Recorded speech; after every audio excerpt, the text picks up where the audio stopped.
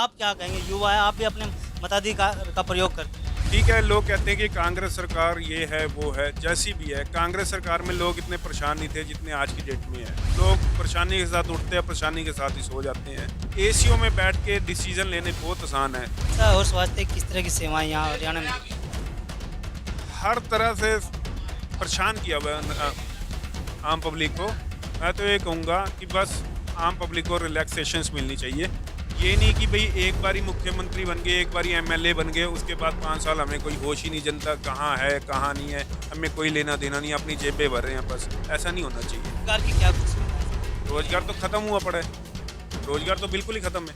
हमारी सरकारें कोई भी है व्यापारी के लिए बड़े बड़े वादे करती हैं। सरकार चलाने में सहयोग व्यापारी करता है। हर दुख सुख में व्यापारी को फंडिंग करता है।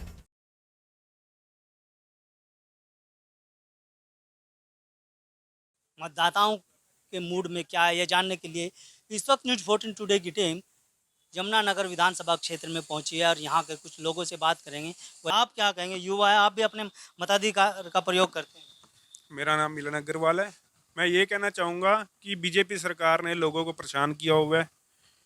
ठीक है, लोग कहते हैं कि कांग्रेस सरकार ये है वो है, जैसी भी है। कांग्रेस सरकार में लोग इतने परेशान नहीं थे जितने आज की डेट में है। आज लोगों का सोना उनसे छिन गया है। लोग परेशानी के साथ उठते हैं, परेशानी के साथ ही सो जाते हैं। जो लोग ये नेता लोग वादे करते हैं, इलेक्शन जीतने के बाद एक भी वादा पूरा नहीं करते।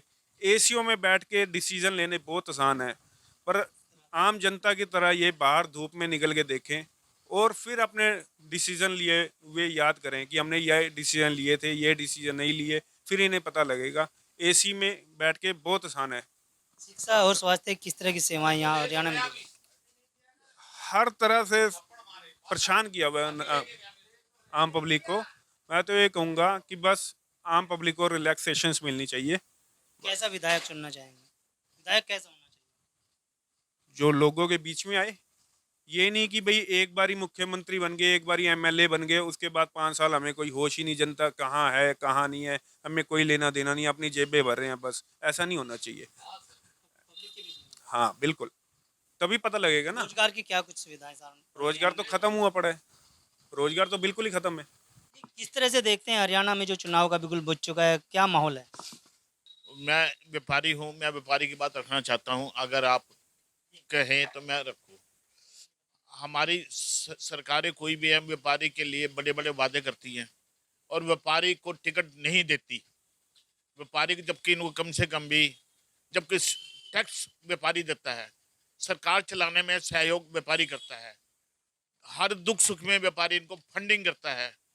एक तो मेरी डिमांड है कम से कम भी 60 वर्ष के बाद व्यापारी को पेंशन मिलनी चाहिए। दूसरी, जो कोई भी कानून बने व्यापारी को आगे रखे, सलाह करके, मीटिंग करके तब कानून लाया जाए। अब हमारी सरकार ने एमएसएमई का कानून लाई है 45 दिन की पेमेंट का। कोई व्यापारी से पूछताछ नहीं हुई, कोई व्यापारी को पूछा नहीं। उसमें 3 कैटेगरी बना दी। लोअर को छोड़ दिया, मीडियम को फंसा दिया, अपर को छोड़ दिया, जबकि सबसे ज्यादा धंसा हुआ मीडियम आदमी है। अपने विधायक से और आने वाली सरकार से क्या कुछ उम्मीदें हैं आप? हमारे अपने विधेयक आने वाली सरकार से तो हम उम्मीद लेके चलते हैं। अब ये वक्त बताएगा कौन सी सरकार आती है और क्या करती है। यमुनानगर के तमाम व्यापारी और युवा थे जिन्होंने न्यूज़ 14 टुडे से बातचीत में कहा है कि हरियाणा में भारतीय जनता पार्टी की जब से सरकार आई है तो व्यापारी वर्ग की कमर टूट रही है। रोजगार खत्म हो गए हैं, बढ़ती महंगाई से कहीं ना कहीं आम जन भी प्रभावित हो रहा है।